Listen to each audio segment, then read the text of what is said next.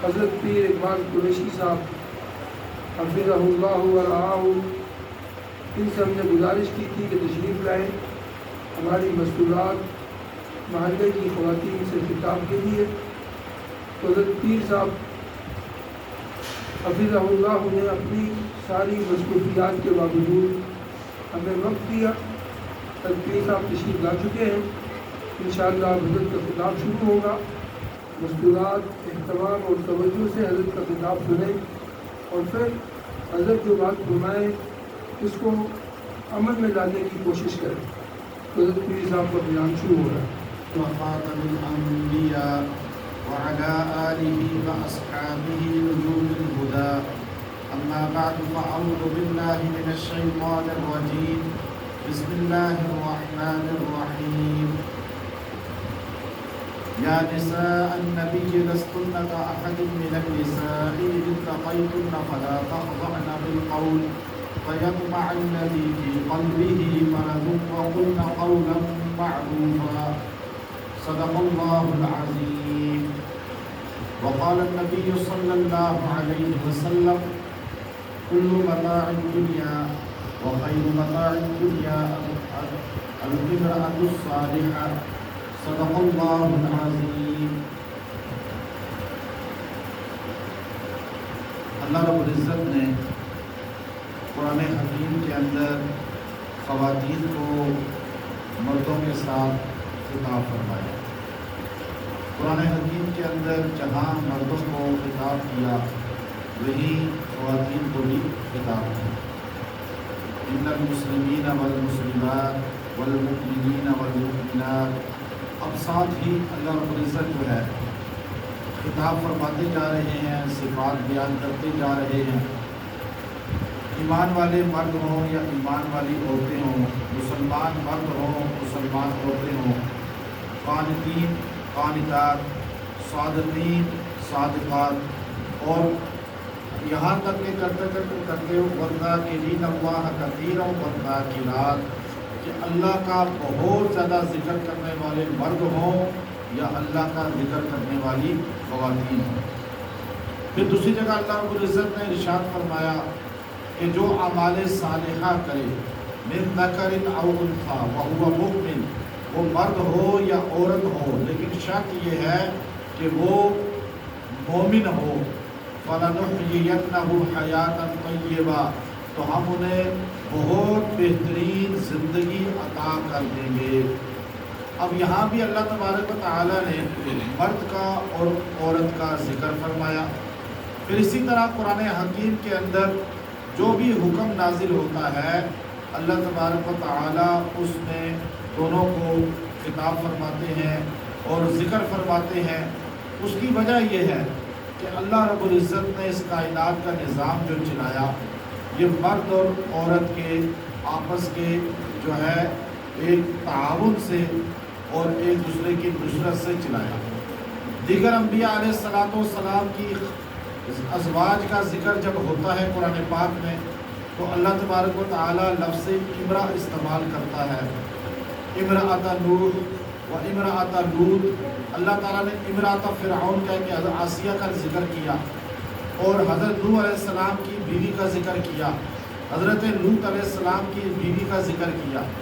لیکن جب نبی صلی اللہ علیہ وسلم کے گھرانے کی ازواج کی اور بیویوں کا ذکر ہوتا ہے تو اللہ تبارک و تعالیٰ ازواج النبی کہہ کے خطاب کرتا ہے، اور اللہ رب العزت نے حضور علیہ السلام کی بیویوں کو لفظ امرا سے خطاب نہیں کیا بلکہ لفظ زوج سے خطاب کیا، چونکہ دیگر انبیاء علیہ السلام کی جو بیویاں تھیں وہ انبیاء کے دینی معاملات میں معاون نہیں تھیں، ان کے دینی مشن میں آپ کے ساتھ چلنے والی، تعاون کرنے والی، محنت کرنے والی نہیں تھی، اس لیے ان کو لفظ امرا سے خطاب کیا۔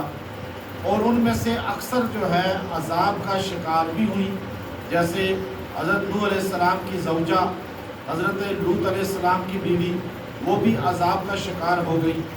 لیکن حضور علیہ السلام کی دعوت اور آپ کی محنت اور آپ کی تبلیغ اور آپ کی جو ہے دین کی عظیمت میں آپ کی بیویاں شانہ بشانہ آپ کے ساتھ رہیں۔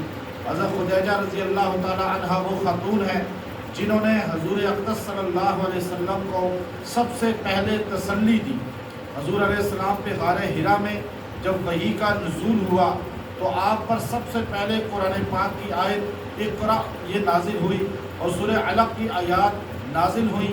تو آپ صلی اللہ علیہ وسلم پر اس سے پہلے کوئی قرآنی آیت نازل نہیں ہوئی تھی۔ آپ کو فرشتے کا نہیں پتہ تھا، آپ کو نہیں پتہ تھا کہ آسمان سے فرشتے آتے ہیں یا کس طرح جو ہے وہ انسان کو نبوت سے سرفراز کرتے ہیں۔ لیکن جب جبرائیل علیہ السلام تشریف لائے اور آپ علیہ السلام سے فرمایا کہ آپ پڑھیے، آپ علیہ السلام نے فرمایا ما انا بقاری، میں پڑھنا نہیں جانتا، کیونکہ آپ امی تھے۔ امی اس کو کہا جاتا ہے جس کو نہ لکھنا آتا ہو نہ پڑھنا آتا ہو۔ آپ صلی اللہ علیہ وسلم نہ لکھنا جانتے تھے نہ پڑھنا جانتے تھے۔ اس کی وجہ شاہ عبدالعزیز محدث دہلوی رحمۃ اللہ علیہ نے یہ لکھی ہے کہ آپ صلی اللہ علیہ وسلم نبی الامی ہیں۔ نبی الامی اس لیے ہیں کہ آپ کا استاد مخلوق میں سے کوئی نہیں ہے کہ کوئی آدمی یہ کہتا آپ علیہ السلام کی نبوت کے اعلان کے بعد کہ میں تو استاد ہوں محمد عربی صلی اللہ علیہ وسلم کا، میں نے تو ان کو پڑھایا ہے اور دنیا جانتی ہے۔ استاد کا رتبہ ہمیشہ شاگرد سے زیادہ ہوتا ہے۔ شاگرد غوث قطب ابدال کچھ بھی بن جائے لیکن وہ استاد سے آگے نہیں بڑھ سکتا۔ استاد کا مقام، باپ کا مقام کائنات میں سب سے زیادہ ہے۔ انسان کبھی اپنے باپ یا استاد کے مقام سے آگے نہیں نکل سکتا۔ لیکن اہل سنت والجماعت ہم سب کا عقیدہ ہے کائنات کے اندر اللہ کے بعد اگر کسی کا مقام ہے تو وہ محمد عربی صلی اللہ علیہ وسلم کا مقام ہے۔ اگر حضور علیہ السلام کا کوئی استاد ہوتا تو وہ کھڑا ہو کر کہہ سکتا تھا کہ میں نعوذ باللہ حضور سے افضل ہوں کہ میں ان کا استاد ہوں۔ اللہ نے یہ باب ہی بند کر دیا، یہ چیپٹر ہی کلوز کر دیا۔ کائنات کے اندر نہ حضور کا کوئی مخلوق میں استاد، نہ حضور نے کسی کے سامنے گھٹنے ٹیکے، نہ کسی کے سامنے بیٹھ کر آپ نے تعلیم حاصل کی۔ اللہ آپ کا استاد ہے، اللہ نے آپ کو پڑھایا، اللہ نے آپ کو سب چیزیں آپ کے قلب اطہر پر نازل فرمائی۔ اس لیے اللہ کے رسول صلی اللہ علیہ وسلم نے فرمایا میں پڑھنا نہیں جانتا، اور جبرائیل علیہ السلام نے آپ کو سینے سے لگایا۔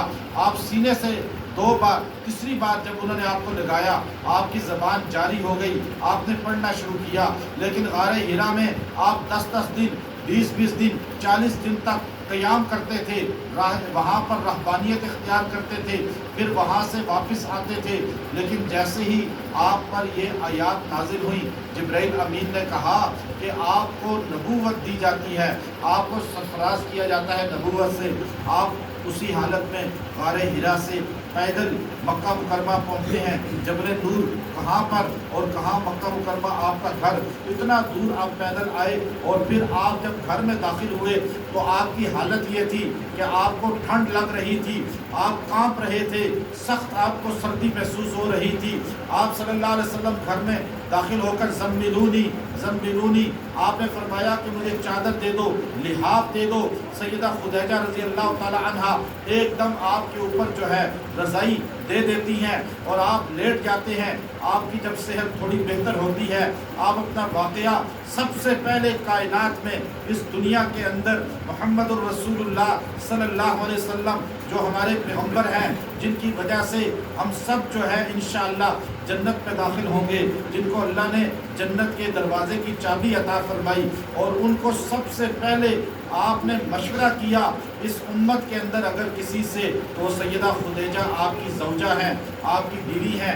آپ نے کسی اور فرد سے مشورہ نہیں کیا بلکہ سب سے پہلے اپنی بیوی سے کہا، حضرت خدیجہ سے کہا کہ مجھ پر اس طرح فرشتہ آیا، اس طرح آیات نازل کی، اس طرح اس نے یہ کہا۔ سیدہ خدیجہ بھی چونکہ ان چیزوں کو نہیں جانتی تھی، آپ نے اچھا مشورہ دیتے ہوئے فرمایا کہ آپ پریشان نہ ہوں، اللہ آپ کو ضائع نہیں کرے گا۔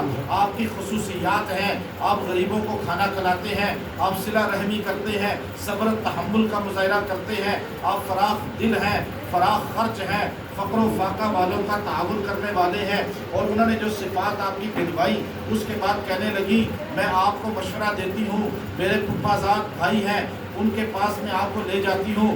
ورقہ بن نوفل ان کا نام ہے. بخاری شریف کے اندر یہ سب چیزیں موجود ہیں, سارا واقعہ موجود ہے. ورقہ بن نوفل کے پاس آپ کو لے کر گئی.